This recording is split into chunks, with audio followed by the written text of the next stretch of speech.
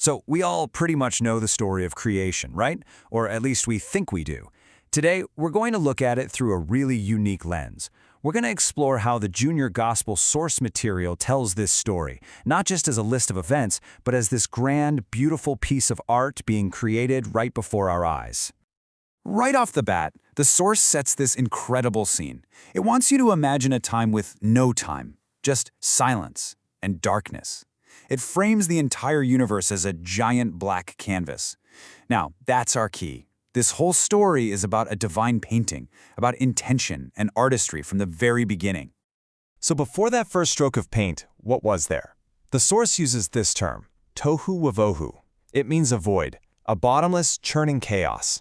Just picture it, limitless darkness and swirling water. This is our starting point. From this total emptiness, something amazing is about to be born. Okay, so if you're a painter staring at a canvas of pure darkness, where do you even begin? You start with the most basic, most powerful thing there is, light. This is the very first move, the first command that starts to bring order to all that chaos. And boom, with just those 4 words, everything changes. Light bursts into existence, and it's warm, it's good, it separates itself from the shadows. But this isn't just about flipping on a light switch. The source makes it clear this is the birth of the universe's first rhythm, the cycle of day and night. And just like that, day 1 is done. All right, we've got light. The artist can see what they're doing. Now it's time to actually shape the canvas itself. The next 2 days are all about building the fundamental structures of the world, the very architecture of our planet. On day 2, the sky gets stretched out. The source has this amazing description, calling it a giant blue curtain that creates a roof for the world. Then on day 3, land emerges from the seas, but it's not left empty. Oh no. In what seems like an instant, the earth is dressed up beautifully in a coat of green, bursting with flowers and trees. So, the stage is set. It's beautifully decorated, but it's missing the main lights. Day 4 is all about adding the sun, the moon, and the stars. And they're not just for show. The source presents them as the universe's very own timekeepers. And I absolutely love the language the source uses here. It's so simple and personal. The sun isn't a fiery ball of gas, it's one big golden lamp. And the moon? It's one soft lamp. It makes these huge cosmic things feel almost handcrafted. Of course, you can't have a night sky without the finishing touch, right? The stars. The source says billions of tiny diamonds were scattered across the black velvet of the sky.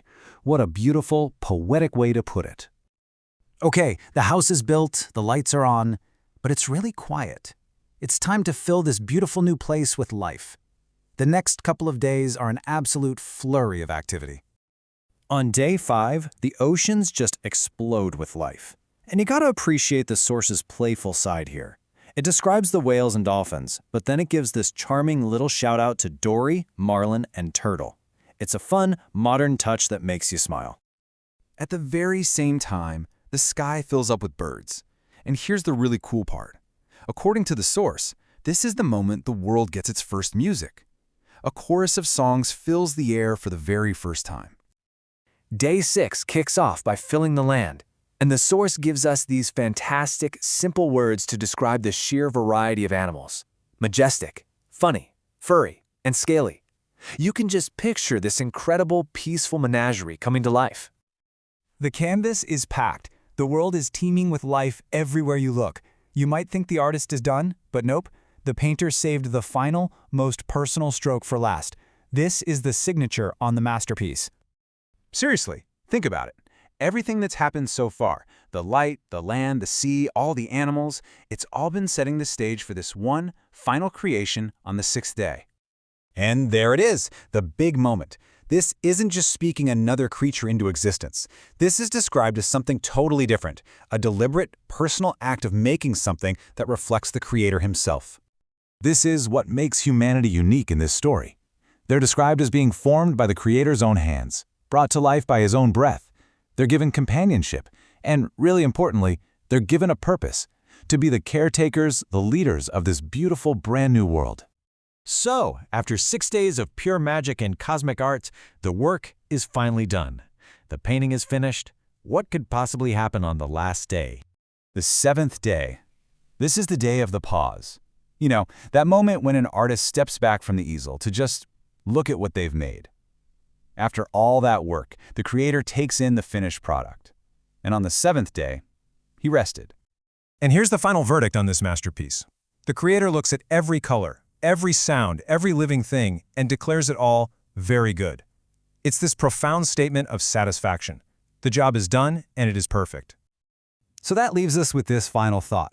This version of the creation story is all about deliberate artistic intention. It's a narrative that builds methodically from an empty void to a vibrant, finished world. It really makes you wonder, what's the power of telling an origin story that way? Not as a chaotic explosion, but as a thoughtful, beautiful act of creation. How does that change the way we see our own world? Something to think about.